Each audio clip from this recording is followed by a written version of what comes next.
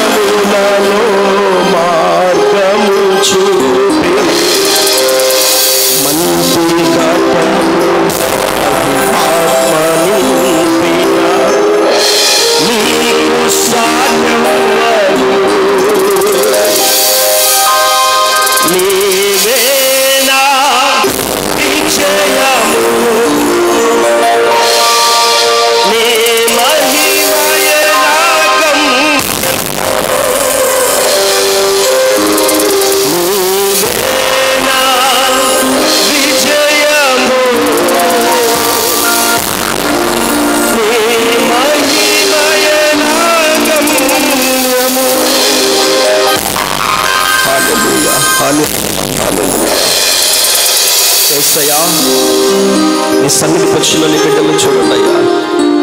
ఏ పరిస్థితుల్లో ఈరోజు నీ సన్నిధికి వచ్చి పూర్ణ హృదయంతో పూర్ణ ఆత్మతో నిన్ను ఆరాధించారు. అద్భుతాలు చేయగలిగిన దేవుడు నీవయ్యా, గొప్ప కార్యములు చేయగలిగిన దేవుడు నీవు. నీ బలమైన కార్యాలతో మా సంఘాన్ని అలాగే వీక్షిస్తున్న ప్రతి ఒక్కరిని మీరు ముట్టండి, దర్శించండి.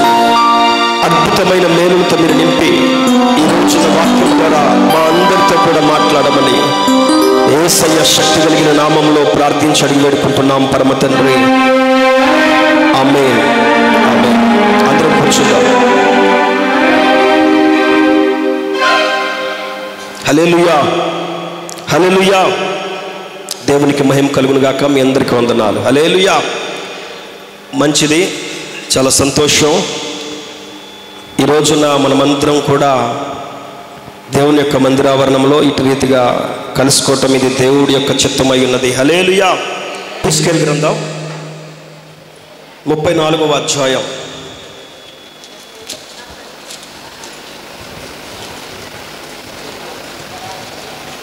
26వ వచనాన్ని చదువుకుందాం. వారిని నా పర్వతము చుట్టుపట్ల స్థలములను దీవెనకరముగా చేయుదును, ఋతువుల ప్రకారము వర్షము కురిపించదును, దీవెనకరముగు వర్షములు కురియును. హల్లెలూయా, హల్లెలూయా. ఇక్కడ ఈ చదువుకున్న భాగంలో మంచి మాట ద్వారా దేవుడు మనతో మాట్లాడుతున్నాడు. దీవెనకరముగు వర్షముల చేత నేను మిమ్మల్ని ఎదుర్కొంటాను అని మాట్లాడుతున్నాడు. హల్లెలూయా. దీవెనకరముగు వర్షమును కురిపించువాడను, దీవెనకరముగు వర్షములను కురిపిస్తాను. ప్రియులారా, చాలామంది జీవితాలలో ఎన్నో సందర్భాలలో నుంచి ఆ కుటుంబం వెళ్తున్నప్పుడు, ఆ విశ్వాసి వెళ్తున్నప్పుడు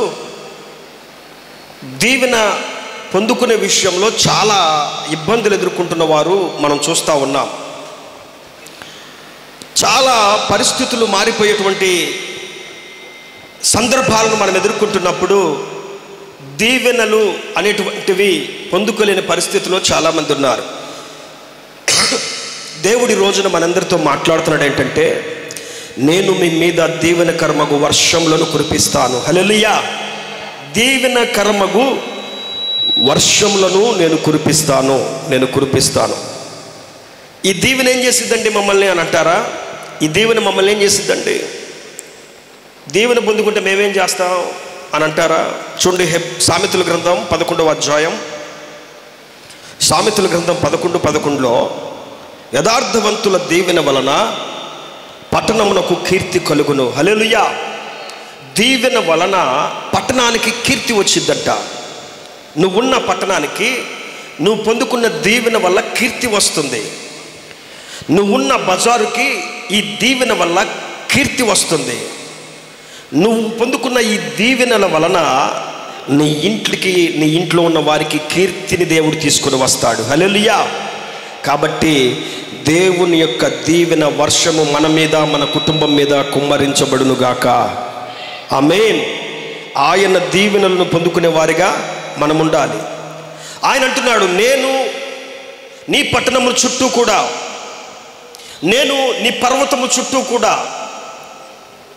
ఆత్మీయ భాషలో మనం అర్థం చేసుకుంటే మన పట్టణము చుట్టూ, మన ఇంటి చుట్టూ, మన కుటుంబము చుట్టూ ప్రియులారా ఎన్నో రకాల సమస్యలు, ఎన్నో రకాల ఇబ్బందులు, ఎన్నో రకాల శత్రుదాడి, ఎన్నో రకాల అపవాది యొక్క కుయుక్తులతో మనము చాలా చిక్కుకొని ఉన్నాము. అందుకే దేవుడు ఇక్కడ మాట్లాడుతున్నాడు ఏంటంటే, నేను ఆ పరిస్థితులలో మీ పట్టణాల చుట్టూ, మీ పర్వతము చుట్టూ, మీ గృహాల చుట్టూ కూడా నేను దీవెనకరమగు వర్షాన్ని నేను కుమ్మరిస్తాను. హల్లెలూయా. మీకు కీర్తినిచ్చే దీవెనను, మీకు ఆశీర్వాదాన్ని కలుగజేసే దీవెనను, మీ జీవితాలను వెలిగింప చేసేటువంటి దీవెనను నేను కుమ్మరిస్తాను అని చెప్పి దేవుడు వాగ్దానం చేస్తున్నాడు. బైబిల్ గ్రంథంలో దేవుడు ఈ రోజున మనకి ఎన్నో దీవెనకరమైనటువంటి ఆశీర్వాదాలు చేశాడు. పిల్లరా, కానీ ఆ దీవెనలను అలక్ష్యం చేసే వాళ్ళు చాలామంది ఉన్నారు. ఆ దీవెనలను విడిచిపెట్టే వాళ్ళు చాలామంది ఉన్నారు. బైబిల్ గ్రంథంలో ఒక ఆయన అడుక్కుంటున్నాడు వాళ్ళ తండ్రి గారిని. ఏంటో తెలుసా? తండ్రి, ఒక్క దీవెనైనా ఉందా నీ దగ్గర అని అడుగుతున్నాడు. చూడండి బైబిల్ గ్రంథంలో ఆదికాండం 27వ అధ్యాయం 34, 35, 36 నుంచి మీరు చూసినప్పుడు నేను 38 నుంచి చదువుతాను. చూడండి 27వ అధ్యాయం 38 వచనం. ఏశావు, నా తండ్రి, నీ యొద్ద ఒక్క దీవెనయే ఉన్నదా? నా తండ్రి నన్ను కూడా దీవించుమని తన తండ్రితో చెప్పి ఎలుగెత్తి ఏడుస్తున్నాడంట. ఇస్సాకు చెప్తున్నాడు, నా దగ్గర ఒక్క దీవెన కూడా లేదయ్యా అంటున్నాడు. హల్లెలూయా. ఒక దీవెనైనా ఉందా తండ్రి అని అడుగుతున్నాడు. తండ్రిని బ్రతిమలాడుతున్నాడు. అవకాశం దాటిపోయింది, అవకాశం పోయింది, అవకాశం చేజారిపోయింది. అవకాశం దాటిపోయిన తర్వాత నాకు ఒక్క దీవెన ఉందా అని అడిగితే ఏం ప్రయోజనం పిల్లారా? ఒకసారి ఆలోచన చేయండి. ఇస్సాకుకి వృద్ధాప్యం వచ్చింది, మంద దృష్టి వచ్చింది. ఆయన చాలా చావునకు సిద్ధంగా ఉన్నాడని తనకు అర్థమైపోయింది. తన పెద్ద కుమారుడని ఏశావును పిలిచి అంటున్నాడు, నా కుమారుడా, నా చావు ఎప్పుడుందో నాకు తెలియదు. నేను చనిపోకముందే నా దేవుడు నాకు ఇచ్చిన దీవెనలను నీ మీద నేను పెడతాను, నీకు అందిస్తాను. నా కొరకు రుచి కలిగిన భోజనములను సిద్ధపరిచి నువ్వు వేటాడి చక్కటి రుచి కలిగిన భోజనాలు తీసుకుని రాయ్యా అని చెప్పనంటే ఆ కుమారుడు వేటాడటానికి వెళ్ళాడు. ఇంట్లో ఉన్నటువంటి రెక్కమ్మ గారు ఈ మాటలన్నీ కూడా వింటుంది. ఆమె విని, అయ్యా, నీ తండ్రి మీ అన్నను పిలిచి ఈ మాట చెప్పాడు. నీ తండ్రి మీ అన్నను దీవిస్తానని చెప్పి అంటున్నాడు. వేటకు వెళ్ళాడు. నువ్వు త్వరగా మన మందులోనికి వెళ్ళి 2 మేక పిల్లలు తీసుకొని వస్తే మీ నాన్నగారికి ఏది రుచి కలిగిన ఆహారమో నాకు తెలుసు, నేను సిద్ధం చేస్తా. నువ్వు తీసుకుని వెళ్ళిపోయి మీ నాన్నగారికి ఇస్తే మీ నాన్న అవి తిని మిమ్మల్ని దీవిస్తాడు అని చెప్పి యాకోబుకి, చిన్న కుమారుడికి చెప్తుంది తల్లి. వెంటనే యాకోబు మందులోకి వెళ్ళాడు, తీసుకుని వచ్చాడు. వాళ్ళ అమ్మగారు సిద్ధపరిచింది ఆహారాన్ని. పిల్లరా, ఆహారాన్ని సిద్ధపరిచింది. సిద్ధపరిచిన తర్వాత ఈయనకు ఒక డౌట్ వస్తుంది. అమ్మా, అన్నయ్య ఏమో మంచి రోమము కలిగినటువంటి చర్మం కలిగిన వాడు, నేనేమో చాలా నున్నని వాడను, మరి నన్ను గుర్తుపడతాడేమో తండ్రి అనంటే వాళ్ళ అన్నగారు వేసుకునే ఆ చేని సువాసన కలిగిన వస్త్రాలు ఉన్నవి అక్కడ, అవి యాకోబుకు తొడిగించి తీసుకుని వెళ్ళు అని చెప్పంటుంది. తండ్రి యొక్క రూమ్లోనికి యాకోబు వెళ్ళిపోయిన తర్వాత ఆయన, తండ్రి, నీ కొరకు నేను ఆహారం సిద్ధపరిచి తీసుకుని వచ్చాను, నన్ను దీవించు అనంటే ఆయనకు అర్థమవుతుంది. తండ్రికి తెలియదా పెద్ద కుమారుడి యొక్క వాయిస్ ఏంటో, చిన్న కుమారుడు యొక్క వాయిస్ ఏంటో తెలుసు కదా. ఏంటి వాయిస్ ఏదో తేడాగా ఉంది, అప్పుడే తీసుకొచ్చావయ్యా నువ్వు అని అన్నాడంట. అవును నాన్న, నీ దేవుడు, జీవము కలిగిన దేవుడు నాకు ఈ రోజున త్వరగా వేటనిచ్చాడు, నీ కొరకు సిద్ధపరిచి నేను తీసుకుని వచ్చాను నానా అని చెప్పంటే, సరే వాటిని తీసుకురాని తిని దగ్గరికి రాయ్యా, నేను నిన్ను దీవిస్తానని చెప్పి ముద్దు పెట్టుకుంటాను రాయ్యా అని చెప్పి దగ్గరికి పిలిచి వాసన చూస్తుంటే అతని దేహము ఆ దేవుని నుంచి పొందుకున్న చేని సువాసన కలిగిన వాసన వస్తుంది అతని దగ్గర నుంచి. హల్లెలూయా. పరిమళ సువాసన వస్తుంది. అలాగనే స్వరం చూస్తేమో యాకోబుది, కానీ తాకి చూస్తేమో ఏశావులాగే ఉన్నాడని చెప్పి అక్కడ యాకోబుని ఇస్సాకు దీవిస్తున్నట్లుగా మనము బైబిల్ గ్రంథంలో చూస్తున్నాం. హల్లెలూయా. ఆకాశపు వాకిళ్ళు, ఆకాశమందున్న భూసారము, విస్తారమైన ధాన్యమును, ద్రాక్షారసమును దేవుడు నీకు అనుగ్రహించునుగాక. జనములు నీకు దాసులగుదురు, జనములు నీకు సాగిలపడుదురు.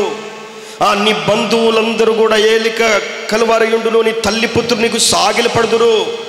నిన్ను శపించువారు శపించబడతారు, నిన్ను దీవించువారు దీవించబడతారు. తండ్రి దీవిస్తున్నాడు ఆహారాన్ని తిన్న తరువాత. ఆ బిడ్డను అన్ని దీవెనలు, పర సంబంధమైన భూ సంబంధమైన ప్రతి దీవెనలు కూడా యాకోబు మీదకి అందించి యాకోబు నుంచి పంపించిన తరువాత అప్పుడు లోపలికి ఎంటర్ అవుతున్నాడు ఆహారం తీసుకుని ఏశావు. అప్పుడు అడుగుతున్నాడు ఈ యొక్క మాట, తండ్రి, నీ కొరకు ఆహారం సిద్ధం చేసుకుని వచ్చానంటున్నాడు. ఇదేంటయ్యా, ఇప్పుడే కదా నువ్వు నా దగ్గరికి వస్తే ఆహారం తినే నిన్ను దీవించాను కదా అంటే, తమ్ముడు వచ్చి ఇట్లా చేశాడని ఆయనకు అర్థమైపోయింది. ఇప్పుడు ఆయన పరిస్థితి అంతా ఆయనకు అర్థమైపోయి ఆయన అంటున్నాడు, తండ్రి, నీ దగ్గర ఒక్క దీవెన అయినా కూడా లేదా అని బ్రతిమలాడుతున్నాడు పిల్లారా. ఎందుకంటే అవకాశం దాటిపోయింది, సమయం దాటిపోయింది, సందర్భము మారిపోయింది. తండ్రి దగ్గర దీవెన పొందుకోవటానికి అడుగుతున్నాడు, బ్రతిమలాడుకున్నాడు. ఒక్క దీవెనైనా సరే నీ దగ్గర లేదయ్యా అంటే, నా దగ్గర ఒక్క దీవెన కూడా లేదయ్యా అని చెప్పని అంటున్నాడు. హల్లెలూయా. ప్రియులారా, దీవెనకరమగు వర్షము కురిసేంత వరకు మాత్రమే ఆ దీవెనలు మనం పొందుకోగలుగుతాం. దేవుడు చెప్తున్నాడు, మీ మీద అందరి మీద దీవెనలు కుమ్మరిస్తా, మీకు ఆ దీవెన కీర్తినిస్తుంది, మీ పట్టణాలలో ఆ దీవెన మీకు మంచి జీవితాలను ఇస్తుంది. నేను మీకు కుమ్మరిస్తాను, నేను మీకు అందిస్తాను ఆ దీవెనలు, నా ఎద్దుకు రండి అని చెప్పని అంటుంటే, ఆ దీవెనలను అలక్ష్యం చేసేవారు చాలామంది ఉన్నారు. పిల్లారా, చాలామంది ఉన్నారు. యాకోబు దాన్ని సద్వినియోగం చేసుకున్నాడు, కానీ ఏశావు దానిని వినియోగం చేసుకోలేకపోయాడు, పొందుకోలేకపోయాడు. అందుకని దీవెన అనేటువంటిది పొందుకునేటువంటి బిడ్డలుగా మనం ఉండాలి. హల్లెలూయా. ఈ రోజున దేవుడు తన పర సంబంధమైన భూ సంబంధమైన ప్రతి దీవెనలతో మనల్ని ఎదుర్కొనుగాక. ఆమేన్. హల్లెలూయా. ఒకసారి బైబిల్ గ్రంథంలో ద్వితీయోపదేశకాండం 33వ అధ్యాయం, మోషే భక్తుడు మృతునందక మునుపు ఇశ్రాయేలులను వారి వారి గోత్రాల ప్రకారంగా అక్కడ ఆశీర్వదిస్తూ దీవిస్తున్నట్లుగా మనం చూస్తున్నాం. అక్కడ దీవిస్తూ ఆ 12 గోత్రాలను దీవిస్తూ నఫ్తాలి అనే గోత్రం దగ్గరికి వచ్చినప్పుడు ఏమంటున్నాడు తెలుసా? చూడండి మీ బైబిల్లో, ద్వితీయోపదేశకాండం 33వ అధ్యాయం 23వ వచనంలో, నఫ్తాలిని గురించి ఇట్లనెను, కటాక్షము చేత తృప్తి పొందిన నఫ్తాలి, యెహోవా దీవెన చేత నింపబడిన నఫ్తాలి. హల్లెలూయా. ఈ నఫ్తాలి అనే ఆయనంట దేని చేత నింపబడ్డాడు? యెహోవా దీవెన చేత నింపబడ్డాడు. హల్లెలూయా. ఈ రోజున మనము దేని చేత నింపబడుతున్నాం? ఈ రోజున మన కుటుంబము దేని చేత నింపబడుతుంది? ఈ రోజున మనము దేని చేత నింపబడుతున్నాము? మన పిల్లలు దేని చేత నింపబడుతున్నారు? ఏ అలవాట్లతో నింపబడ్డారు? ఏ ఆలోచనలతో నింపబడ్డాం? ఏమంటే ఏ ఊహలతో నింపబడ్డాం? ఏ ఉద్దేశాలతో నింపబడ్డాం?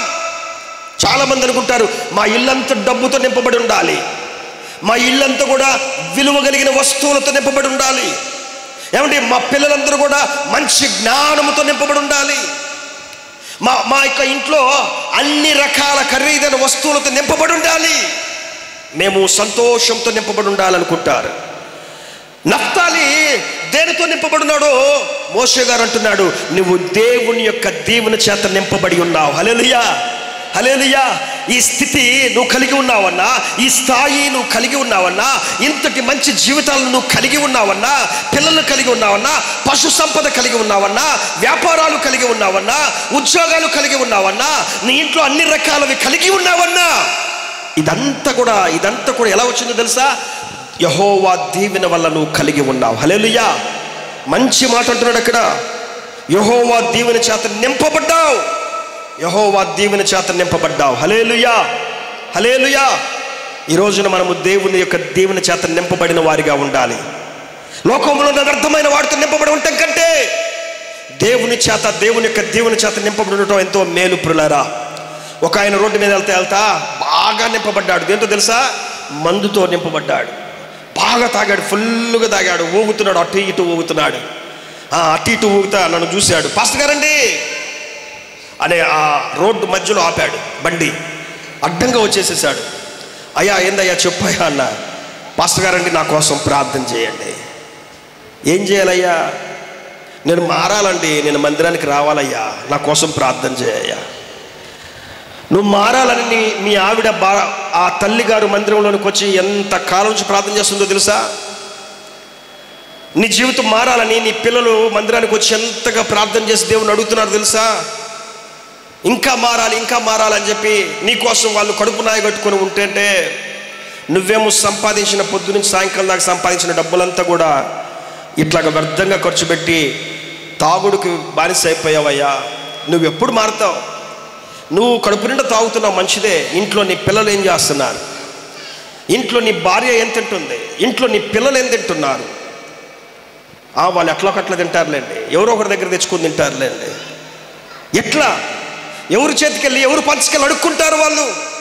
ఈ రోజులో చాలా మంది ఇలాగే, వాళ్ళు ఎట్లా ఉంటారులే, వాళ్ళు ఎట్లా బతుకుతారులే, వాళ్ళు ఎట్లా ఉంటారులే, తింటారులే.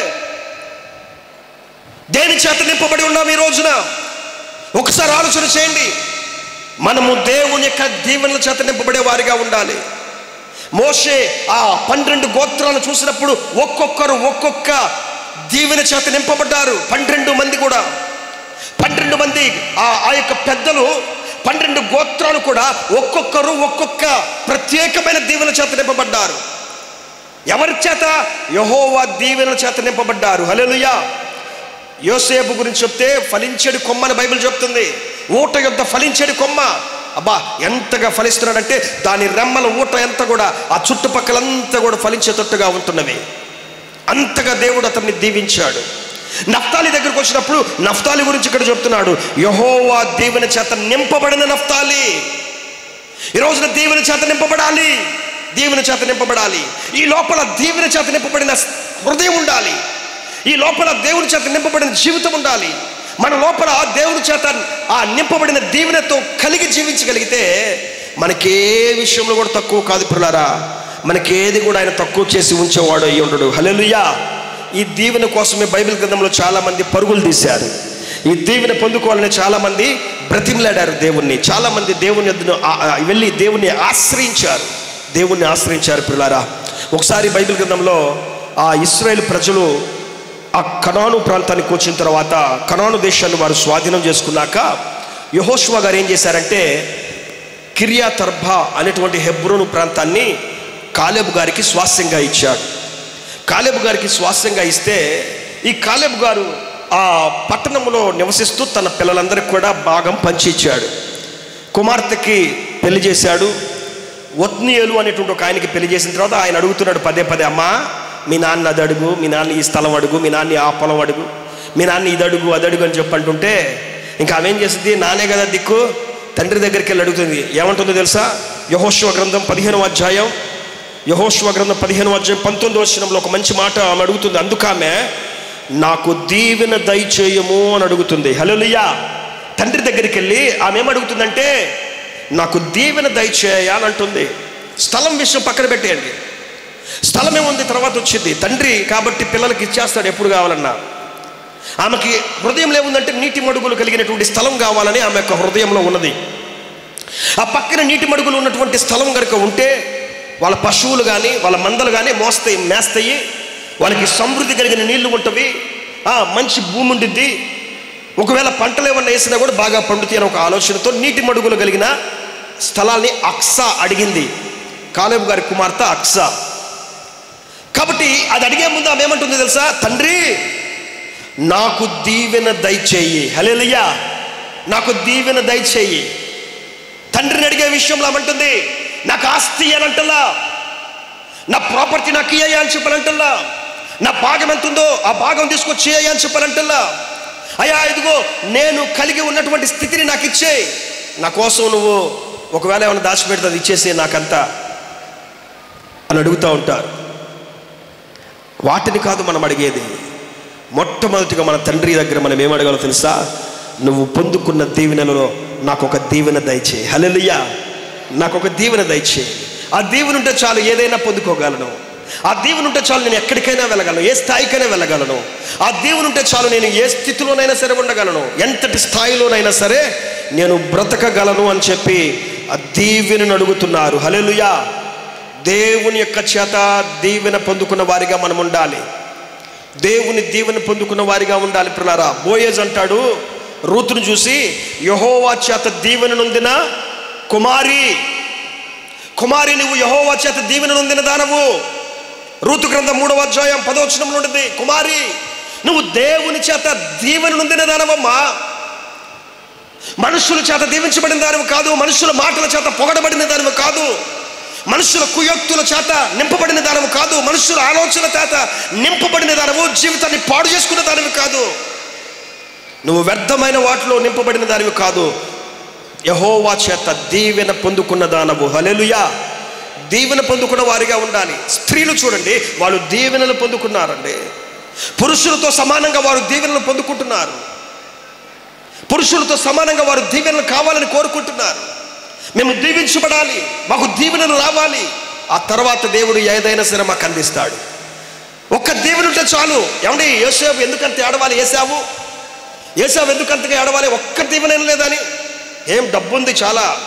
యాకోబు మోసం చేసి వెళ్ళిపోయిన తర్వాత మామగారి దగ్గర నుంచి మరలా భార్యలను, బిడ్డలను, దాసులను తీసుకొని, ఆ దాసదాస్యులను తీసుకొని, సంపదలు, పశువులన్నింటిని తీసుకొని వస్తా ఆయన 400 మంది తీసుకొని వస్తున్నాడు వాళ్ళ అన్న ఎదురుగా అని చెప్పి విన్నప్పుడు యాకోబు ఏం చేశాడంటే కొన్ని ఆ జతల గాడిదలు, ఒంటెలు, పొటేళ్ళు ఇవన్నీ కూడా 3 భాగాలుగా చేసి వాళ్ళ అన్నగారికి గిఫ్ట్గా ఇవ్వడానికి ముందు పంపించేసేసాడు. కొన్ని మా అన్న కనబడితే ముందు ఈ భాగం మా అన్నకి గిఫ్ట్గా ఇచ్చామని చెప్పండి. రెండో గుంపు కనబడితే ఆ రెండో గుంపు ఎదుర్కొన్నప్పుడు మీరు కూడా ఇందులో నుంచి కొంత భాగం మా అన్న మీ తమ్ముడైన యాకోబు ఇచ్చాడయ్యా అని చెప్పండి.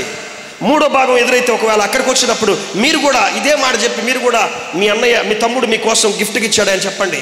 ఆ సంపద చూసైనా అన్న కోపం తగ్గిద్దేమో నా మీద అని చెప్పి భయపడతా యబ్బోకు రేవు దగ్గరే ఉండి తన కుటుంబాన్ని అంతటిని, పశువులంతటిని పంపించాడు. కానీ అక్కడి నుంచి వచ్చినట్టుగా ఈ 3 గుంపులను ఎదుర్కొన్న తర్వాత యాకోబు దగ్గరికి వచ్చాక ఏమైందో తెలుసా? ఇవన్నీ నా దగ్గర ఉన్నాయి ఆల్రెడీ.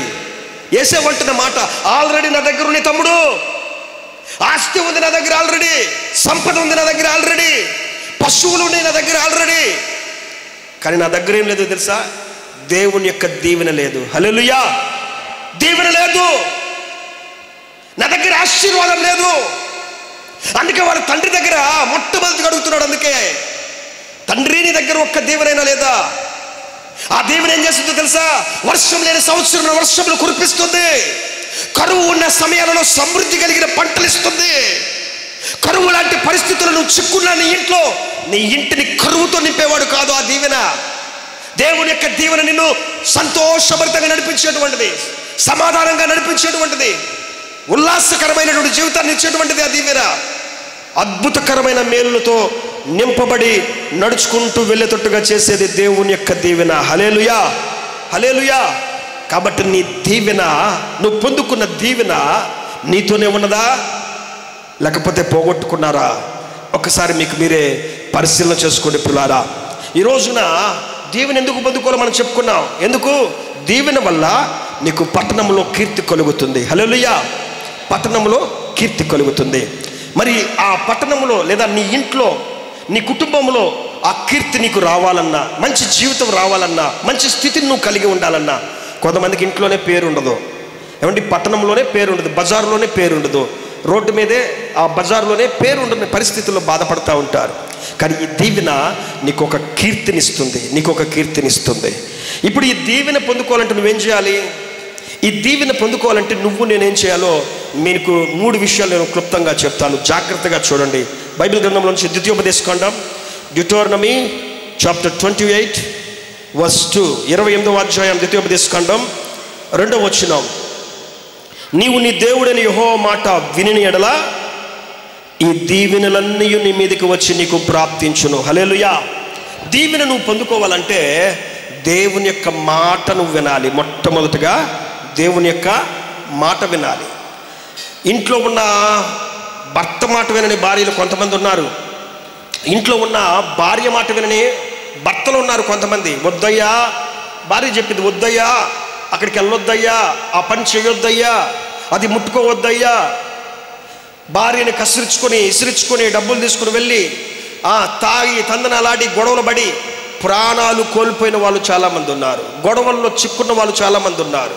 ఏమండి, కాలు చేతులు ఎరగొట్టుకున్న వాళ్ళు చాలామంది ఉన్నారు. వద్దయ్యా అని చెప్పి ఆ తల్లి, మహాతల్లి, వద్దయ్యా మనకిది, ఈ జీవితం వద్దయ్యా, ఈ బ్రతుకొద్దయ్యా అని ఎంత చెప్తున్నా భార్య మాట వినకుండా తిరుగుతున్నారండి. నువ్వు నాకు చెప్పేది ఏంటి అని అంటారు కొంతమంది. భర్త చెప్తా ఉంటాడు, వద్దమ్మా, ఇట్లా వద్దమ్మా, ఇట్లా మాట్లాడొద్దమ్మా, అమ్మతో మంచిగా ఉండమ్మా, మా నాన్నతో మంచిగా ఉండమ్మా. వాళ్ళు రేపు నీకు ఎంతగా సమకూర్చిస్తారో, ఎంతగా వాళ్ళు కూడబెట్టినదంతా కూడా మనకి, మన పిల్లలకే కదా అని చెప్తూ ఉంటారు. కానీ ఆ అత్తతోనే గొడవ పడుతూ ఉంటారు, ఆ మామగారితోనే గొడవ పడుతూ ఉంటారు కొంతమంది. ఆయన ఎంత చెప్పినా కూడా వినలేని పరిస్థితి. కొంతమంది పిల్లలకి చెప్తారు తల్లిదండ్రులు భయంతో, అయ్యా వద్దయ్యా, బయటికి వెళ్ళొద్దురా, బయట ప్రపంచం పాడైపోయింది, బయట ఉన్నటువంటి మనుషులు పాడైపోయారు, బయట ఉన్నటువంటి బ్రతుకులు పాడైపోయినాయి, గొడవలు ఉన్నాయి. ఈ టైంలో బయటికి ఎందుకు వెళ్ళేది? ఊరకని వెళ్ళాడంట బయటకు ఊరక సరదాగా వెళ్ళాడంట రోడ్డు మీదకి. రాత్రి 12ంటికి, ఎన్నింటికి వెళ్ళాడు? 12ంటికి టీ తాగుదామని ఊరక బయటికి వెళ్ళాడంట. పోలీసు వ్యాన్ వచ్చి ఎక్కించుకొని తీసుకెళ్లారు. అర్ధరాత్రి 1 గంటకి ఫోన్ చేస్తున్నాడు వాళ్ళ నాన్నగారికి, నాన్న, అమ్మా పోలీస్ స్టేషన్లో ఉన్నాను, నా దగ్గరికి రారా, తొందరగా భయం వేస్తుంది అని అంటున్నారు. వాళ్ళు పరిగెత్తుకుంటూ ఆడికి పోతే, ఎందుకు తెచ్చారండి మా అబ్బాయిని అంటే, 12ంటికి మీ అబ్బాయి రోడ్డు మీద ఏం చేస్తున్నాడండి, ఊరికి టీ తాగుతాను వెళ్ళాడండి. టీ ఇంట్లో పెట్టలేరా మీరు? ఆయన 12ంటికి టీ తాగేది ఏంది? మీ అబ్బాయి ఏం చేస్తున్నాడు మీకు తెలుసా? 12ంటికి మీరు వదిలేశారంటే వాడి జీవితం ఏమైపోతుంది? అర్ధరాత్రి 12ంటికి వాడు ఎక్కడ తిరుగుతున్నాడు మీకేం తెలుసు? వాడు ఏం చేస్తున్నాడు మీకు తెలుసు? కొట్లాట్లో ఉన్నాడు వాడు, తాగి తందనాలు ఆడుతున్నాడు వాడు, ఏమండి గొడవలు ఆడుకునే 2 గుంపుల్లో నుంచొని ఉన్నాడు. ఇదేనా తల్లిదండ్రుల రెస్పాన్సిబిలిటీ అని చెప్పి తిట్టి పోలీసు వారు జాగ్రత్తగా పెంచండి మీ అబ్బాయిని అని చెప్పి ఆ సంతకం పెట్టించుకొని పంపించారంట. పిల్లరా, మాట వినలేని పరిస్థితి. ఎంత చెప్తున్నా ఇంట్లో వాళ్ళ మాటలే వింటున్నా. కొంతమంది వద్దయ్యా అంటున్నా, వద్దమ్మా అంటున్నా, వద్దురా నాయనా అంటున్నా, ఇంట్లో వాళ్ళ మాటలే వింటలా. ఇక దేవుడి మాట ఏమింటామండి? నీ దేవుడు చెప్పాడు ఏమని? విశ్రాంతి దినమును పరిశుద్ధముగా ఆచరించండి అని. పరిశుద్ధంగా ఆచరించే వాళ్ళు ఎంతమంది ఉన్నారండి?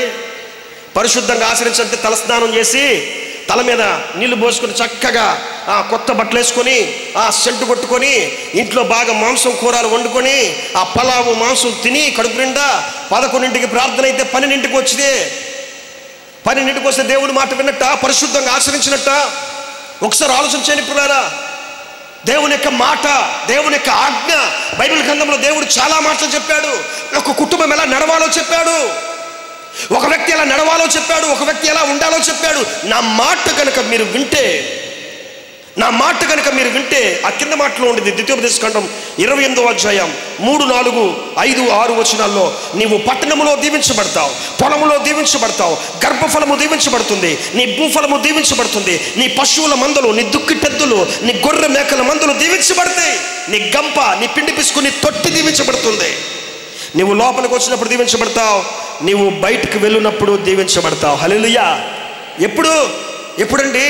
కష్టపడి పనిచేసినప్పుడు అని అంటలా, లేకపోతే మీరు చెమటగార్చి బాగా రెస్ట్ తీసుకోకుండా మీరు ఒళ్ళు నలగొట్టుకునేటట్టుగా పనిచేసుకుంటే అని అంటలా. నా మాట వింటే చాలు. మీరు ఇస్త్రీ గుడ్డ నలగకుండా మీరున్నా నా మాట విని నా మాట ప్రకారంగా కనుక మీరు నడవగలిగితే ఈ దీవెనలన్నీయో నా మాట కాదండి, దేవుని యొక్క మాట ఇక్కడ చెప్తుంది. ఈ దీవెనలన్నీ మిమ్మల్ని మీ వద్దకు వస్తున్నాయి. హల్లెలూయా, హల్లెలూయా. నా మాట మీరు వినాలి. నా మాట అంటే నా మాట కాదండి, దేవుని యొక్క మాట. దీవెన పొందుకోవాలంటే దేవుని యొక్క మాట వినాలి. దేవుని యొక్క మాట వినాలి. దేవుని యొక్క మాట 2 అంచులు కలిగిన ఖడ్గం లాంటిది. దేవుని యొక్క మాట శక్తి కలిగినటువంటిది. దేవుని యొక్క మాట ఆదరించేటువంటిది. దేవుని యొక్క మాట మనలకు ఓదార్పునిచ్చేటువంటిది. దేవుని యొక్క మాట మనల్ని పైకి తీసుకొచ్చేటువంటిది. కన్నీటి లోయలలో కృంగిపోయిన పరిస్థితుల్లో ఆయన మాట మనల్ని ఉన్నతమైన స్థితికి తీసుకొచ్చేది దేవుని యొక్క మాట. కాబట్టి ఆయన మాట వినేవారిగా మనం ఉండాలి. హల్లెలూయా, హల్లెలూయా. ఇశ్రాయేలు ప్రజలతో ఆయన చెప్తున్నాడు ఒక మంచి మాట. ఏంటో తెలుసా? చూడండి, లేవికాండం 25వ అధ్యాయం నేను చదువుతాను, జాగ్రత్తగా చూడండి త్వరగా. లేవికాండం 25వ అధ్యాయం 18 నుంచి. కాబట్టి మీరు నా కట్టడలను నా విధులను గైకొని వాటిని అనుసరించి నడుచుకోవలను, అప్పుడు మీరు దేశంలో సురక్షితముగా నివసించుదురు, ఆ భూమి ఫలించును, మీరు తృప్తిగా భుజించి దానిలో సురక్షితముగా నివసించెదరు. ఆ కింద అంటాడు చూడండి, 7వ ఏట మేము ఏమి తిందుము, ఇదిగో మేము చల్లను పంటను కూర్చువల్లగాదే అనుకుందురేమో, అయితే నేను 6వ ఏటే నా దీవెన మీకు కలుగునట్లుగా ఆజ్ఞాపించెదను. హల్లెలూయా. అది 3 ఏండ్ల పంటను మీకు కలుగ చేస్తుంది. ఆయన అంటున్నాడు, మీరు కనుక నా మాట వింటే, నా మాట ప్రకారంగా మీరు కనుక నడిస్తే, మేము 7వ ఏట ఏం తినాలి, 4వ ఏట ఏం తినాలి, 6వ ఏట ఏం తినాలి అని అనుకుంటున్నారా? కరువు వస్తే మేమేం చేయాలి అని మీరు అనుకుంటున్నారా? నేను 6వ ఏటే నా దీవెన కర్మకు వర్షాన్ని పంపిస్తాను, నా దీవెన పంపించేటట్టుగా నేను ఆజ్ఞాపిస్తా. అది 3 ఏండ్ల పంటను మీకు ఇస్తుంది. అక్కడ ఇంకా ఆ కింద మాటలో చూస్తే, మీరు 9వ సంవత్సరం వరకు కూడా, అంటే మరలా పంట మీకు వచ్చేంత వరకు ఈ పాత పంట ఆహారాన్ని భుజిస్తారు. హల్లెలూయా. ఆగిపోకుండా, తరిగిపోకుండా, ఏమండి, ఆగిపోకుండా మరలా పంట మీ చేతికి వచ్చేంత వరకు కూడా ఈ పంటను మీరు తింటారు. మీరు పోషించబడతారు, మీరు వర్ధిల్లబడతారు, మీకు దీవెన అనేది సమృద్ధిగా ఉంటుంది. మీరు అనుకుంటున్నారు వచ్చే నెల మేమేం తినాలి, రేపేం తినాలి, ఎల్లుండి ఏం తినాలి, ఒకవేళ ఇప్పుడు పంట వేస్తున్నాను 2 నెలల్లో ఈ పంట 3 నెలల్లో పండాలి, ఇది పండిద్దా లేదా, వర్షం పడిద్దా లేదా అని ఆలోచిస్తూ ఉన్నారేమో. మీరు కనుక నా మాట విని నా ఆజ్ఞ ప్రకారంగా మీరు నడిస్తే, నా కట్టడలు నా విధులు కనుక మీరు గైకొని నడుచుకుంటే, నా మాట వింటే, అంతే కదా, ఆజ్ఞ అన్నా కట్టడలన్నా ఆయన మాటే కదా. నా మాట ప్రకారంగా మీరు నడవగలిగితే, నా మాట మీద మీరు భరోసా ఉంచగలిగితే, నేను మీకున్న భయాన్ని తొలగించి నేను మీకు ఏమంటున్నాడు ఆయన, కావలసిన వర్షాన్ని ఇచ్చి మీరు మరలా మీకు పంట పండేంత వరకు ఈ పాత పంట మీరు తినేటట్టుగా చేస్తా. హల్లెలూయా. ఇంకా మరలా మీరు ఎదుర్కొనేటట్టుగా, ఎదురు చూసేటట్టుగా, ఆహారం కోసం ఎదురు చూసేటట్టుగా, లేమితో ఉండేటట్టుగా నేను చెయ్యను, మీకు సమృద్ధిగా నేను ఇస్తాను అని చెప్పనంటున్నాడు. హల్లెలూయా. యాకోబు అందుకే తన పిల్లలందరినీ పిలుచుకొని, తన పిల్లలు 12 మంది గోత్రీకులను పిలుచుకొని యాకోబు ఒక్కొక్కరిని ఆశీర్వదిస్తున్నాడు, ఒక్కొక్కరిని దీవిస్తున్నాడు. ఎవరి దీవెన చొప్పున వారిని దీవిస్తున్నాడు. 49వ అధ్యాయం ఆదికాండం 28వ వచనంలో ఎవరి దీవెన చొప్పున వారిని దీవిస్తున్నాడంట. అక్కడ ఏమని దీవిస్తున్నాడు తెలుసా? అక్కడ యోసేపుని గురించి ఇందాక చెప్పాను, గుర్తుందా? 49వ అధ్యాయం 22వ వచనంలో యోసేపు ఫలించేడి కొమ్మ, ఊట యొద్ద ఫలించేడి కొమ్మ, దాని రెమ్మలు గోడ మీదకెక్కి వ్యాపించును, విలుకాండ్రు అతని వేధించిరి, వారు బాణములను వేసి అతని హింసించిరి, కానీ యాకోబుని ఏశావుని నేను ఏ స్థితిలో ఉంచుతానంటున్నాడంటే, తండ్రి దీవెనల వలన నువ్వు పైనుండి మింటి దీవెనలతోనూ, క్రింద దాగి ఉన్న అగాధ జలముల దీవెనలతోనూ, స్తనముల దీవెనలతోనూ, గర్భముల దీవెనలతోనూ నిన్ను దీవించు సర్వశక్తుని దీవెన వలనను అతని బహుబలము దిట్టపరచబడును. హల్లెలూయా. అతని బాహుబలము దిట్టపరచబడును. నీ తండ్రి దీవెనలు, నా పూర్వీకుల దీవెనలు పైన చిరకాలము నువ్వు హెచ్చుగా ప్రబలుతావు అని చెప్పనంటున్నాడు. హల్లెలూయా. అందరి దీవెనలు పొందుకుంటావు, అందరి దీవెనలు, అందరి మన్ననలు పొందుకోవాలి. ఈ రోజున చాలామంది, కొంతమంది దగ్గర మంచి పేరు ఉండిద్ది, కొంతమంది దగ్గర చెడ్డ పేరు ఉండిద్ది, కొంతమంది దగ్గర బాగా మంచిగా ఉంటారు, కొంతమంది దగ్గర చాలా చెడుగా ఉంటారు. దానివల్ల ఎంత డ్యామేజ్ అవుతుందో అర్థం కావట్లేదు. కొంతమంది అనుకుంటారు, వీడు నటిస్తున్నాడా, ఈమె నటిస్తుందా, లేకపోతే నిజంగానే ఇట్లాగే వీళ్ళ క్యారెక్టర్ ఉందా అని కూడా అనుకుంటారు కొంతమంది. కానీ దేవుడు అంటున్నాడు, నువ్వు అందరి దీవెనలు పొందుకునేటట్టుగా నేను చేస్తాను. హల్లెలూయా. అందరి దీవెనలు, నువ్వెక్కడ ఉన్నా కానీ నీ కొమ్మలు వ్యాపించి విస్తరించి నీ పిల్ల పిల్ల పిల్ల పిల్ల తరములు కూడా దీవెనలు పొందుకునేటట్టుగా నేను చేస్తాను. నా దేవుడు చేస్తాడు. యాకోబు భక్తుడదే చెప్తున్నాడు, అవసాన దశలో తన పిల్లలందరినీ దీవిస్తున్నాడు. నువ్వు ఇలా దీవించబడతావు, నువ్వు ఇలా దీవించబడతావు, నువ్వు ఇలా ఆశీర్వదించబడతావు.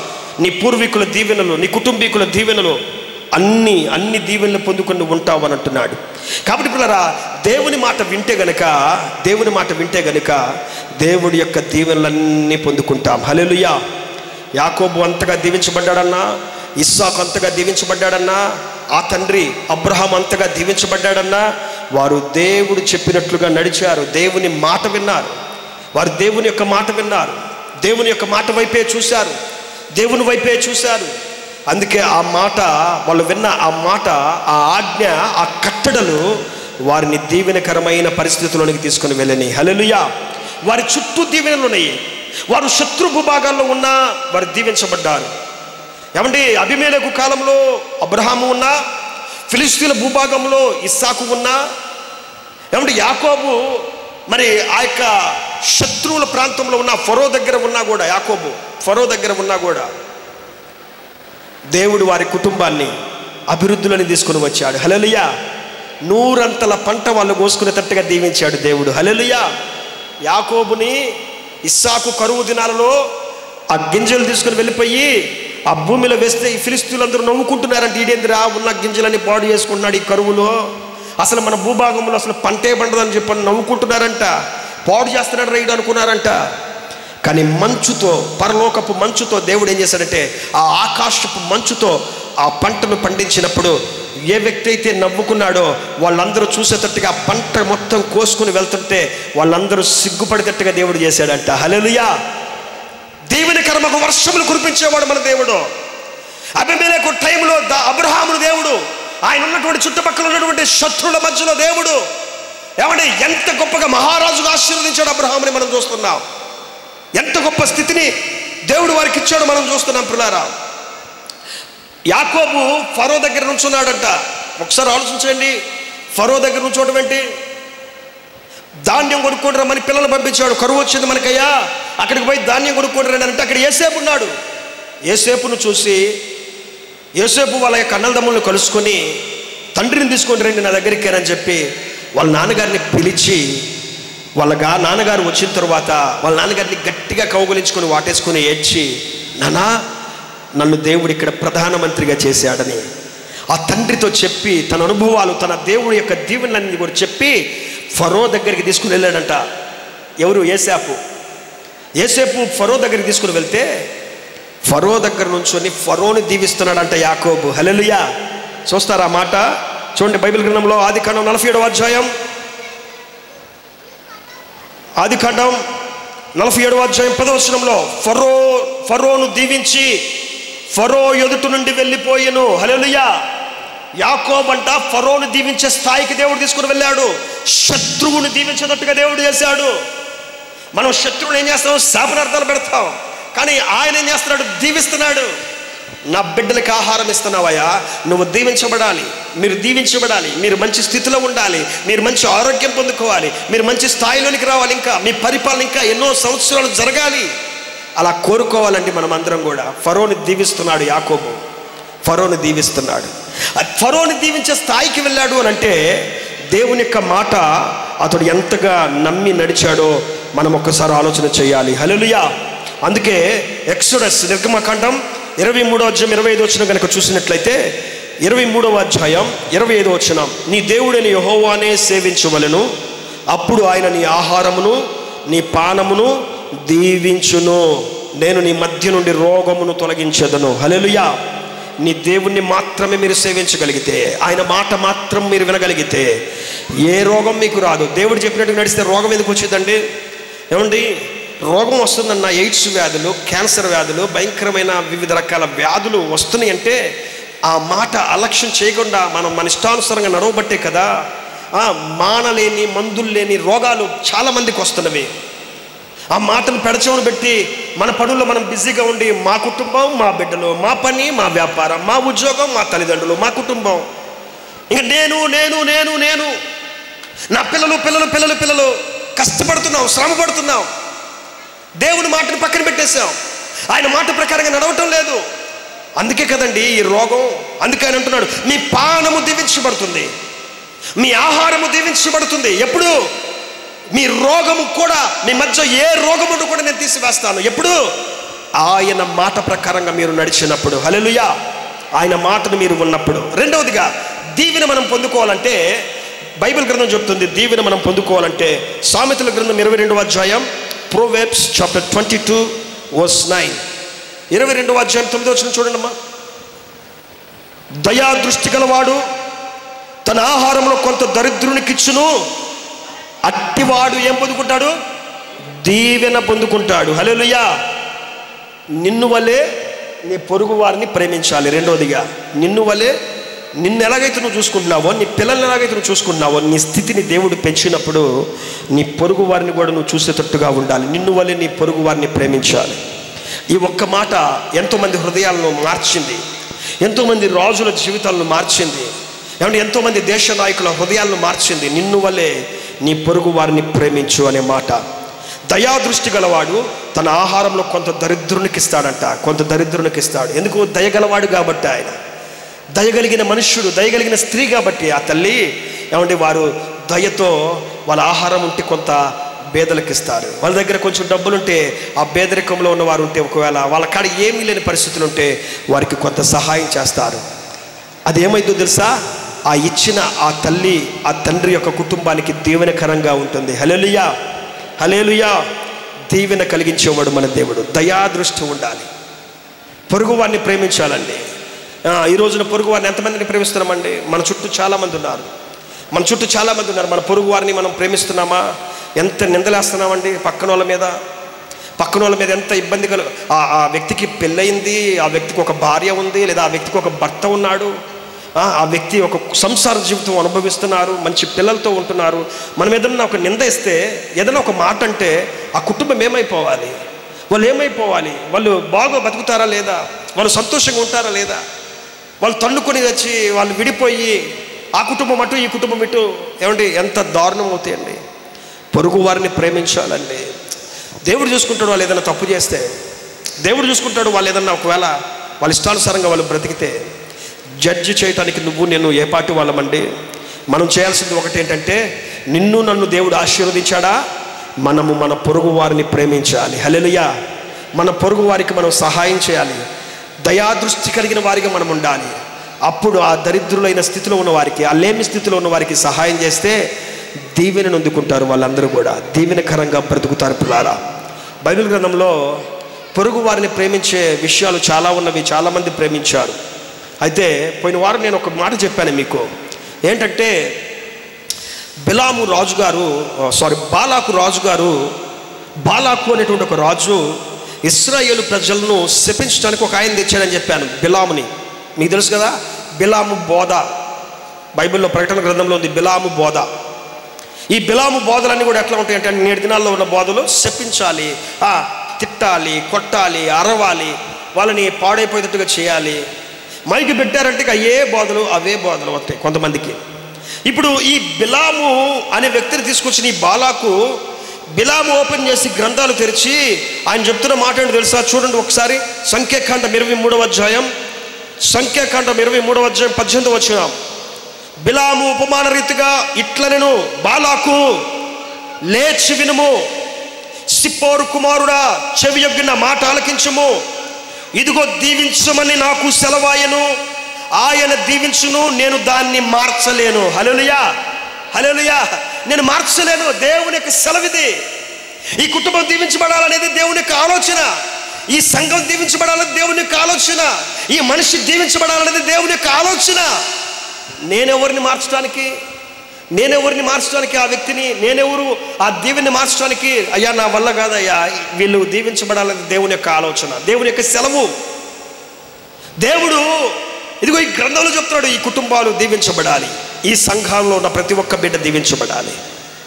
ఈ రోజున వాక్యం చెప్తుంది, ఒకవేళ మిమ్మల్ని ఎవరైనా సరే అలాగున కనీసం ప్రేమ లేకుండా, కనికరము లేకుండా, దయాదృష్టి లేకుండా, ఒకవేళ ఏదైనా విషయంలో మిమ్మల్ని బాధ పెడుతూ, ఏమంటే మీరు కలిగి ఉన్న స్థితిని బట్టి మిమ్మల్ని ఎవరైనా బాధ పెడుతుంటే దేవుడు వారి ద్వారానే చెప్పిస్తాడు. ఏంటో తెలుసా? దీవించబడటం దేవుని యొక్క సెలవు. హల్లెలూయా. దీవించడం నా తరము, నా పని. దీవించబడటం నీ పని. దీవెనలు అందించడం నా పని. ఆ దీవెనలు పొందుకోవటం నీ పని. నేనెవరిని మార్చడానికి అని అంటున్నాడు. నేనెవరిని మార్చడానికి? ఆ దీవెన తీసేసి ఇక్కడ శాపాన్ని పెడతాం, ఆ దీవెన తీసేసి ఇక్కడ కీడుని పెట్టడం నా వల్ల కాదయ్యా, నేను మార్చలేను. ఎందుకంటే ఆల్రెడీ దేవుడు పంపించేశాడు దీవెనలు ఆ కుటుంబాలకి, ఆ సంఘాలకి. హల్లెలూయా. ఆ వ్యక్తులకు దేవుడు ఆల్రెడీ దీవెనలు పంపించాడు. ఈ జనాంగాన్ని దేవుడు చూస్ చేసుకున్నాడు. These are chosen by God. వీళ్ళు దేవుని చేత పిలువబడిన వాళ్ళు, ఏర్పరచబడిన వాళ్ళు. కాబట్టి వీరు దీవెనల చేత నింపబడిన వాళ్ళు. హల్లెలూయా, హల్లెలూయా. ఈ రోజున దేవుని సన్నిధానంలో మనం ఉంటున్నాం. మనమందరము, ప్రతి ఒక్క సంఘం, ప్రతి ఒక్క సంఘ బిడ్డ, దైవజనుడు కావచ్చు, సంఘ పెద్దలు కావచ్చు, సంఘంలో ఉన్న విశ్వాసులు కావచ్చు, పొరుగు వారిని ప్రేమించే విషయంలో జాగ్రత్తగా ఉండాలి. నిన్ను వలే నీ పొరుగు వారిని ప్రేమించాలండి. ఎందుకంటే పొరుగు వారిని ప్రేమించినప్పుడు దేవుని యొక్క దీవెనలు ఆటోమేటిక్గా మన మీదకి వస్తవి. హల్లెలూయా. ఒక మనుషుడు యెరూషలేము నుంచి యెరికో పట్టణానికి దిగి వెలుచు దొంగల చేతిలో కొట్టబడెను అని ఉంది అక్కడ. లూకా సువార్తలో ఒక మనుషుడు యెరూషలేము నుంచి యెరికో పట్టణానికి దిగి వెలుచు దొంగల చేత పట్టబడ్డాడు.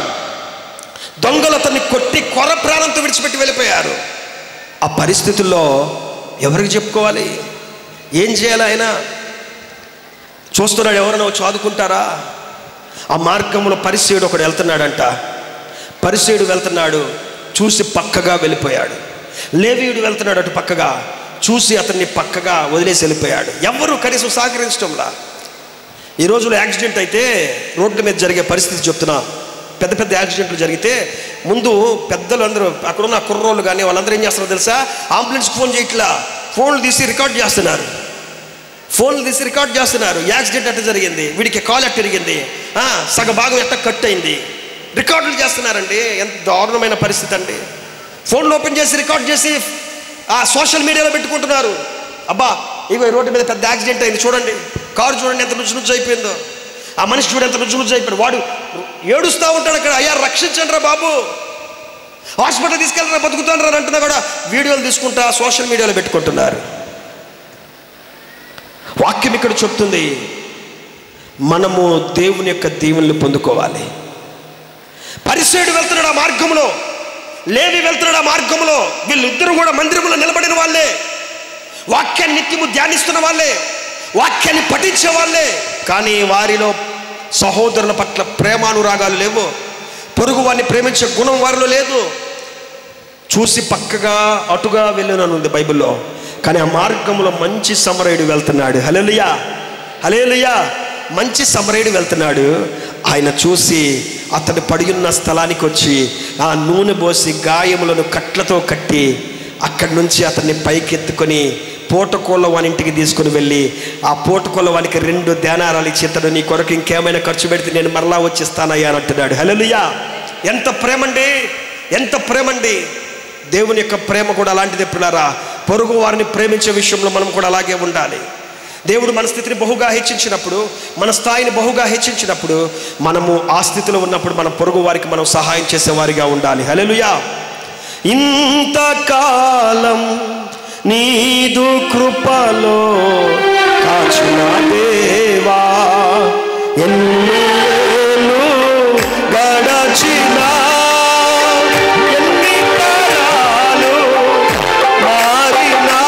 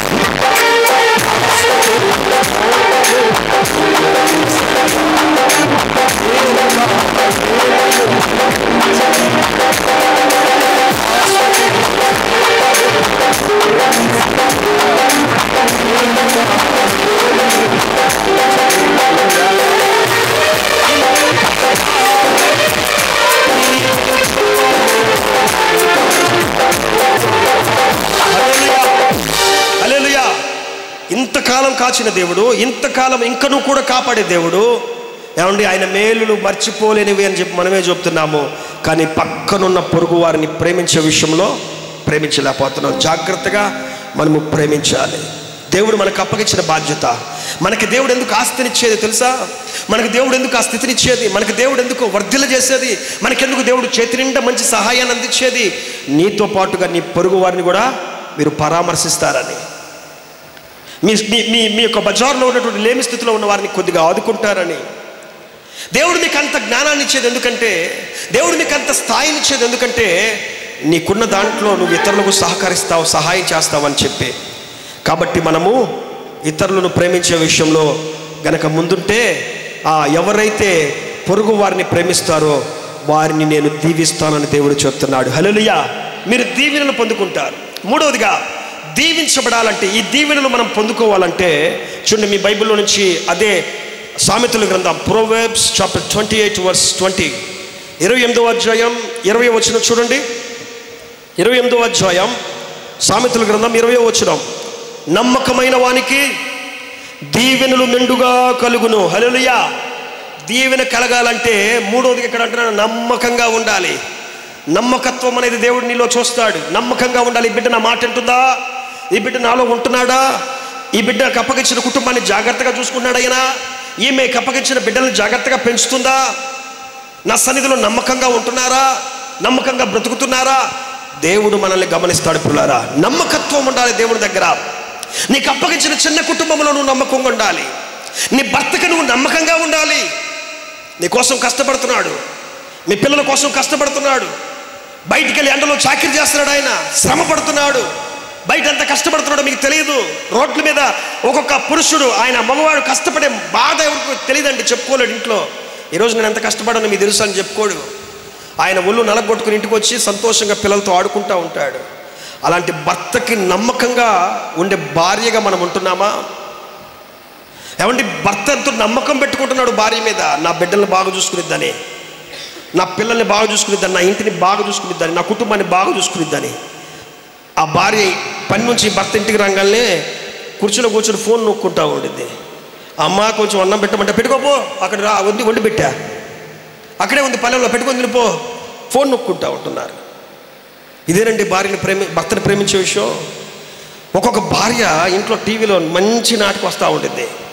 అప్పుడే వస్తాడు భర్త పాపం కష్టపడి రోడ్డు మీద ఎండలో కష్టపడి. ఆమెకు ఆ పాత్ర వస్తూ ఉండేసరికి లీనమైపోయి, అమ్మా కొంచెం ఉడికి నీళ్ళు పెట్టమ్మా, నీళ్ళు పోసుకుంటానంటే ఏమంటుంది ఆ భార్య? పోయి అది పో, పెట్టుకోపో, గ్యాస్ ఉంది పక్కనే ఉంది, నీళ్ళు కూడా పెట్టా, పొయ్యి మీద పెట్టి ఒక మట్ట వెలిగించుకో. నువ్వేం చేస్తూ ఉంటావు? టీవీలో నిమగ్నం అయిపోయింటావు. పొద్దు నుంచి సాయంకాలం చూస్తూ ఉంటావుగా. భర్త వచ్చినప్పుడు చూడలేవా? పరామర్శించలేవా? నమ్మకత్వం ఏముంది నీకు? ఏమంటే ఇలాగున మీరు ఉంటే మీ భర్తలు మీ మీద ఎంత నమ్మకం పెట్టుకుంటారు? ఇలాగున ఉంటే మీ భార్యలు మీ మీద ఎంత నమ్మకం పెట్టుకుంటారు? బయటికి వెళ్తా, బయట వేరే అక్రమ సంబంధాలు, వేరే అక్రమమైన మాటలు, ఆ ఫోన్లో చాటింగ్లు, ఫోన్లో మాటలు, ఇంక ఎలా మీ కుటుంబీకులు మీ మీద నమ్మకం పెట్టుకుంటారు? ఎలా పెట్టుకుంటారండి నమ్మకం? దేవుడు జతపరిచాడు మిమ్మల్ని. దేవుడు మిమ్మల్ని ఒక కుటుంబంగా చేశాడు. దేవుడు మిమ్మల్ని ఈ భర్తే నీకు కావాలి, ఈ భార్య నీకు కావాలని దేవుడు పెట్టాడు. నమ్మకత్వం ఉండాలండి మీకు. ఒకరిలో ఒకరు నమ్మకం కలిగి ఉండాలి. అనుమానంతో బ్రతికే వాళ్ళని కుటుంబం అనరు. అనుమానంతో బ్రతికితే ఆ కుటుంబం ఫలించదు, అభివృద్ధి చెందదండి. భర్త మీద భార్యకు నమ్మకం ఉండాలి, భార్య మీద భర్తకు నమ్మకం ఉండాలి. ఇక్కడ వాక్యం చెప్తుంది, నమ్మకమైన వారికి కొంచెంలో నమ్మకంగా ఉంటే చాలు, మెండైన దీవెనలు. హల్లెలూయా. నీ సంఘములో నమ్మకంగా ఉండాలి, నీ దేవుడి దగ్గర నమ్మకంగా ఉండాలి, నీ పరిచర్య విషయంలో నువ్వు నమ్మకంగా ఉండాలి, దేవుడు నీకు అప్పగించిన బాధ్యత విషయంలో నమ్మకంగా ఉండాలి. ఒక మనుషుడు దేశాంతరం పోతా తన దగ్గర ఉన్న వాళ్ళని పిలిచి వాళ్ళకి తన దగ్గర ఉన్న తలాంతులు ఇస్తున్నాడు. ఒకరిని పిలిచి, అయ్యా నేను దేశాంతరం వెళ్ళిపోతున్నా, నేను వచ్చే వరకు వీటిని మీ దగ్గర ఉంచుకొని మీరు పని చేసుకోండి, వ్యాపారం చేసుకోండి, సంపాదించండి ఒక మనిషిని పిలిచి 5 తలాంతులు ఒక అతనికి ఇచ్చాడు. ఇంకొక అతని పిలిచి 2 తలాంతులు ఇచ్చాడు. ఇంకొక అతన్ని పిలిచి ఎవరి సామర్థ్యం చొప్పున వాళ్ళకి ఆ ఆఖరి వ్యక్తికి 1 తలాంతు ఇచ్చి పంపించాడు. ఆయన దేశాంతరం వెళ్ళి ఆ తర్వాత కొంచెం సమయం తర్వాత, కొంతకాలం తర్వాత ఆయన తిరిగి వచ్చేటప్పుడు వీళ్ళు వ్యాపారం చేసి చక్కగా అభివృద్ధి చేశారంట. 5 తలాంతుల వ్యక్తిని తీసుకొని వచ్చి పిలిచి, అయ్యా నేను నీకు అప్పుడు 5 తలాంతులు ఇచ్చా కదా, నువ్వేం చేసావు వాటిని అని అంటే, అయ్యా నువ్వు నాకు ఇచ్చిన ఈ 5 తలాంతులతో నేను వ్యాపారం చేసి కష్టపడి సంపాదించా. మత్తయి సువార్త 25వ అధ్యాయం తీయండి. మత్తయి సువార్త 25వ అధ్యాయం 15వ వచనం 16వ వచనం. 5 తలాంతులు తీసుకుని వెళ్ళిన వాడు వాటితో వ్యాపారం చేసి మరి 5 తలాంతులు సంపాదించును. అలాగే 2 తలాంతులు తీసుకున్న వాడు మరి 2 సంపాదించుకున్నాడు. 20వ వచనం చూడండి. బహుకాలమైన తర్వాత దాసుడు యజమానుడు వచ్చి వారి యొద్దకు లెక్క చూచుకుంటుంటే 5 తలాంతులు తీసుకున్న వాడు మరి 5 తలాంతులు తెచ్చి, అయ్యా నీవు నాకు 5 తలాంతులు అప్పగించితివే, అవ్యుగాక మరి 5 తలాంతులు సంపాదించినని చెప్పి అంటుంటే ఆ యజమానులు ఎంత గొప్ప సంతోషం వచ్చింది తెలుసా? అరే వీడికి ఇచ్చిన ఈ 5 తలాంతులకు 10 చేశాడు రా వీడు, నిజంగా వీడు ఎంత జ్ఞానం కలిగిన వాడు అంటున్నాడు ఆయన. బలా నమ్మకమైన మంచి దాసుడా, నువ్వు కొంచెములో నమ్మకంగా ఉంటివి. హల్లెలూయా. ఏమై ఉన్నావు నువ్వు? ఏమై ఉన్నావు? నీకు అప్పగించింది కొంచెమే, 5 తలాంతులే. నీకు అప్పగించింది 5 తలాంతులే కావచ్చు, నీకు అప్పగించింది 2 తలాంతులే కావచ్చు, నీకు వచ్చింది 1 తలాంతు కావచ్చు, కానీ ఆ కొంచెంలో నమ్మకంగా ఉండాలి. దేవుడు మనలో ఏం చూసేది తెలుసా? మనిషి కుమారుడు భూమి మీదకి వచ్చినప్పుడు మనిషి కుమారుడు ప్రతి ఒక్కరిలో నమ్మకాన్ని కనిపెట్టుకుని చూస్తాడంట. హల్లెలూయా. మన స్థితిని చూడ్డు, మనం ఎంత సంపాదించామో చూడ్డు, మనం ఏ కారులో తిరుగుతున్నామో చూడ్డు, మనకెంత పేరుందో చూడ్డు, మన యూట్యూబ్ ఛానల్ ఎన్ని సబ్స్క్రైబర్స్ ఉన్నారో చూడ్డు, మనం ఎలాంటి స్థితిలో ఉన్నాం వాటిని చూడండి. దేవుడు ఎంతమందికి సమాధానం చూస్తున్నావు, ఎన్ని కొంపలు కూల్చావు, ఎన్ని సంఘాలు పాడు చేసావు, అయ్యా చూసేది ఆయన. నువ్వు ఎంత నమ్మకంగా ఉంటున్నావు, నువ్వెంత నమ్మకంగా ఉంటున్నావు, నీ నమ్మకాన్ని చూస్తాడు ఆయన. ఆయన వచ్చి చూస్తున్నాడు, లెక్క చూస్తుంటే 5కు 5, 2కు 2 తయారు చేసి చూపిస్తుంటే వాళ్ళు ఆశ్చర్యపోతున్నాడు. అయ్యా కొంచెంలో మీకు అప్పగించింది కొంచెమే, కానీ నమ్మకంగా ఉన్నారు. బలా నమ్మకమైన మంచి దాసులారా, కొంచెంలో నమ్మకంగా ఉన్నారు, అనేకమైన పట్టణాల మీద మీరు అధిపతులుగా ఉన్నారని పంపిస్తున్నాడు. హల్లెలూయా, హల్లెలూయా. పరలోక పట్టణం సాధించాలంటే అంత ఈజీ కాదండి. ఏమండి, పాస్టర్ గారిని ఓడిస్తే, సంఘాలను ఓడిస్తే, డినామినేషన్లు ఓడిస్తే, పెద్ద పాస్టర్లు అయిపోతూ ఉంటే ప్రయోజనం లేదు. నీకు అప్పగించిన బోధ విషయంలో నమ్మకంగా ఉండాలి. ఎప్పుడు పక్కనోడి మీద ఏడుస్తూ ఉంటే ఏమొచ్చిందండి, ఎప్పుడు పొరుగు వారిని దూషిస్తూ ఉంటే ఏమొచ్చిందండి?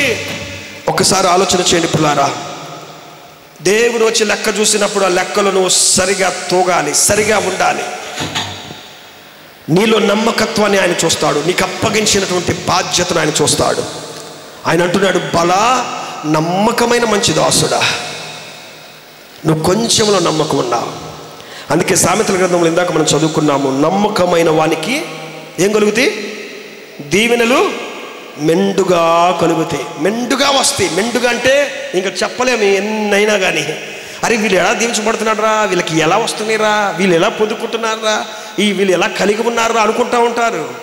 కానీ వాళ్ళు నమ్మకంగా వాళ్ళకి అప్పగించిన ఆ పరిచర్య కావచ్చు, ఆ సంఘాన్ని కావచ్చు, ఆ కుటుంబాన్ని కావచ్చు, లేదా ఆ పిల్లల్ని కావచ్చు, అలాగున పెంచుకోబట్టే దేవుడు వారిని నమ్మకంగా ఉండటం వల్ల మెండైన దేవునితో నడిపిస్తూ ఉన్నాడు. పిల్లారా, మనం కూడా అలాగ ఉంటే మనల్ని కూడా దేవుడు అతనిలాగే, ఆ వ్యక్తిలాగే, ఆమెలాగే మన కుటుంబాన్ని కూడా దేవుడు మెండుగా దీవిస్తాడు. హల్లెలూయా, హల్లెలూయా. మెండైన దీవెనలు మనం పొందుకునే వారిగా ఉండాలి. పిల్లారా, ఒక యజమానుడు ప్రయాణమై ఆయన ఊరు వెళ్తా తన దగ్గర ఉన్నటువంటి ఒక పనివాడిని పిలిచి, అయ్యా నేను ఊరు వెళ్తున్నాను, నేను రావటం కొంచెం లేట్ అయింది, నేను వచ్చేంత వరకు ఆ 2-3 రోజుల్లో నువ్వు ఇంటిని జాగ్రత్తగా చూసుకో.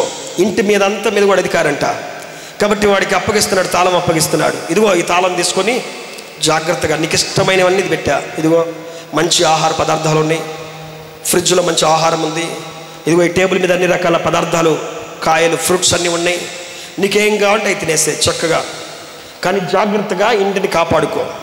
అయితే ఆ కాయల మధ్యలో ఒక బాక్స్ పెట్టా, ఆ బాక్స్ను ముట్టుకోబాకు నాయనా, అది జాగ్రత్తగా కాపాడు.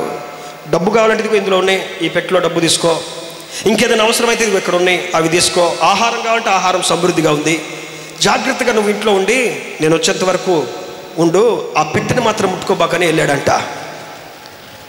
ఆ బాక్సు కాయల మధ్యలో, ఆహార పదార్థాల మధ్యలో ఉంటే ఈయన చూపంతా ఆయన వెళ్ళిపోయిన తర్వాత ఆ పెట్టి మీదే వెళ్తుంది, ఆ పెట్టి మీదే చూస్తున్నాడు.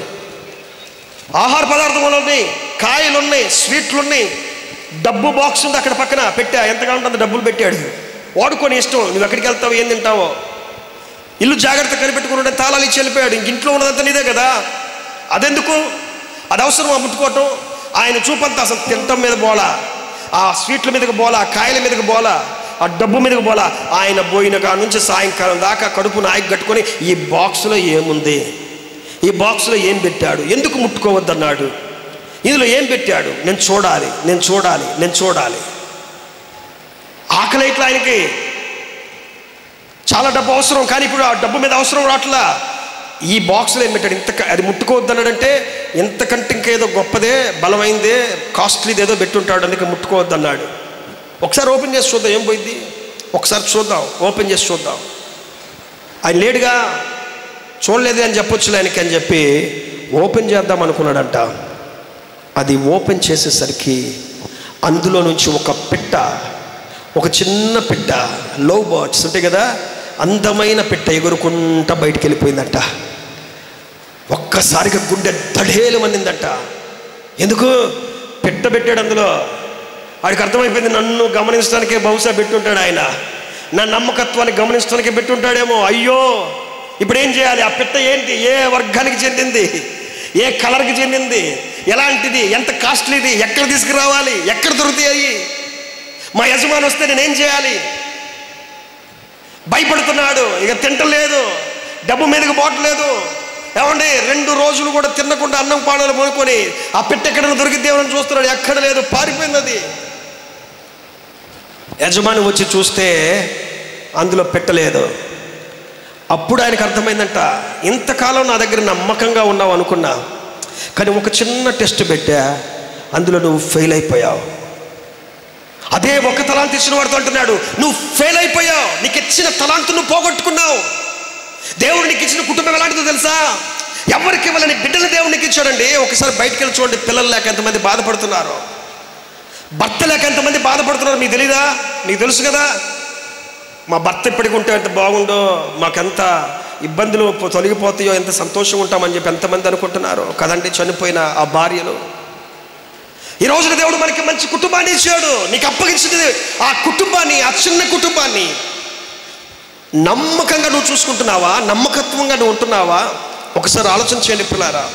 నీకు అప్పగించిన బిడ్డలను నువ్వు నమ్మకంగా పెంచుకుంటున్నావా? ఒకసారి ఆలోచన. ఒకటే కావచ్చు తలాంతు నీకు ఇచ్చింది, కానీ ఆ ఒక్క కుటుంబాన్ని నువ్వు చాలా జాగ్రత్తగా పెంచుకోవాలి. హల్లెలూయా. కొంచెంలో నమ్మకంగా ఉండాలి, లేకపోతే ఏడ్పును పండ్లను కొరుకుట ఉండేటువంటి ఆ చీకటి అగాధంలో పడేయండి రవి అని చెప్పారంటున్నాడు అక్కడ. అలాంటి బ్రతుకు మనకి వద్దు పిల్లారా. నమ్మకంగా బ్రతికినంత కాలం దేవుని దగ్గర మనం మంచి పేరును పొందుకుందాం. హల్లెలూయా. నా మాటలు ముగిస్తున్నాను. చివరికి ఒక్క మాట చూడండి, ద్వితీయోపదేశకాండం 11వ అధ్యాయం. దేవుడు ఇక్కడ అంటున్నాడు, 26వ వచనం, 27, 28 వచనాల్లో మిమ్మల్ని అందరికీ చెప్తున్నాడు. ఇక్కడున్న మీ అందరికీ చెప్తున్నాడు. ఏంటో తెలుసా? 11వ అధ్యాయం ద్వితీయోపదేశకాండం 26, 27, 28 వచనం. చూడుడి, నేడు నేను మీ ఎదుట దీవెనను శాపమును పెట్టుచున్నాను. నేడు నేను మీకు ఆజ్ఞాపించి మీ దేవుడిని యెహోవా ఆజ్ఞను మీరు వినిన ఎడల ఈ దీవెనయు, మీరు మీ దేవుడిని యెహోవా ఆజ్ఞలను వినకపోతే, నేడు నేను మీకు ఆజ్ఞాపించు మార్గమును మీరు విడిచి మీరెరుగని వాటి వైపు కనుక మీరు తిరిగితే ఈ శాపములన్నీ మీకు వస్తాయి. దీవెన ఉంది, ఆశీర్వాదము ఉంది. దీవెన ఉంది, శాపము ఉంది. మీకేది కావాలో కోరుకోండి. ఆయన మాట అనుసరించి నడిస్తే మీరు దీవించబడతారు. ఆయన మాట అనుసరించి నడవకపోతే ఈ శాపము మీకు కలుగుతుంది. మీరు ఏం కోరుకుంటారు ఈ రెండిట్లో అని దేవుడు అడుగుతున్నాడు. ఈరోజు మీకు దీవెన కావాలా? ఈ దీవెన వస్తే మీకు ఏం జరుగుతుందో మీకు చెప్పా. పట్టణంలో మీకు కీర్తి కలుగుతుంది, మీ ఇంట్లో మీకు కీర్తి వస్తుంది, మంచి పేరు సాధిస్తారు, మంచి కుటుంబంగా ఉంటారు. ఈ దీవెనను మీరు పొందుకోవాలంటే 3 చక్కనైన మాటలు విన్నాం. ఈ మాటల ప్రకారంగా మనం బ్రతుకుదాం, దైవరాజ్యాన్ని స్వతంత్రించుకుందాం. దేవుడు మిమ్మల్ని అందరినీ దీవించునుగాక. దేవుడు మన సంఘమును దీవించునుగాక. దేవుడి వాక్యమును మన వెనుకల్లో వర్తన చేయునుగాక.